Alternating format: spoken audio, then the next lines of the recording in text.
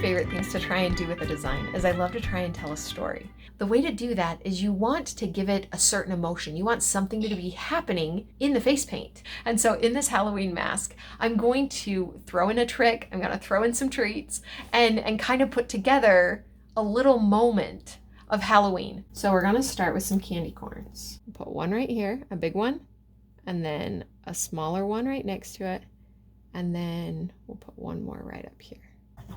So I'm gonna come back to my split, and if you have a dark orange with a yellow, you just have to do this once, but since I've got the 3 colors, I like to do twice. Now a design like this is one you only want to pick if you've got time. If you need to be going quicker, I like to choose just a couple of these elements and focus on doing them really well. Now that I have a creamy white on my brush, it's a really good time to clean up a couple of these edges with some highlights. When you're painting a ghost, we don't worry too much about form, because ghosts can be any shape or size or whatever we want. We're gonna give him a nice head, bump out his cheek a little, and then for the top of his head, let's give him that little backward curl. And then let's pull him back and wiggle. And it's fun to have ghosts either coming from somewhere or going to somewhere, and keeping your ghost really skinny or really fat, trying to accentuate a characteristic can also make it really fun. I'm just going for some more orange and yellow. Kind of Easter egg shape our way through. We'll just put the top of the pumpkin here, so he's holding on to it. I like to take red and yellow and I load them both, and then I come over to the yellow and I just hit the side that had the red, and then I go back for the red and yellow. And what this does is it gives me more of an orange feel. And then we're gonna add a little pumpkin right here. And then a shorter piece on either side. I'm gonna just bring this color in on the outside.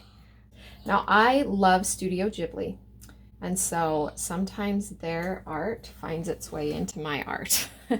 So these are gonna be spiders, but we're gonna make them a little bit like soot mites, is that what they call them? Let's add a little pumpkin leaf over here. And then I like to add just a little bit of grass to the bottom of my pumpkin. If it's a bigger kid, this can quickly turn into a grass mustache, and that can add its own trick. I'm grabbing just a little bit of brown. We're gonna add that, and then we're gonna come down but not go all the way. And that gives me something to show that the ghost is actually holding on to it. And then right here, I wanna add the stem off to the side. And I don't use enough gray to have my own gray, and so I just mix it right here in this split. We're gonna wiggle up here, and then we're gonna wiggle down. So I want this pumpkin to be paying attention to that second pumpkin. So instead of having the eyes centered, I want them to look like they've kind of moved over a little. And then I can add my highlights while I'm here. Here, I'm gonna put my eyes a little angled away from each other. And that again is gonna give it the feeling which direction it's looking in. So we are going to make these our little soot sprites, and we'll make them into spiders so that the kids can tell what they are if they don't know. But you can see we still need something that pulls it all together. And so let's do a purple and green, but we can just add these fun Halloween bubbles that'll just float around, and they're acting as like a boundary to this mask, and we're giving it form and dimension. So I'm getting a little bit of red. We're gonna do a red half circle, a little bit of red right here. Now at this part, when I'm doing my line work on a face painting like this, I like to pick one area of the design and then just work my way through.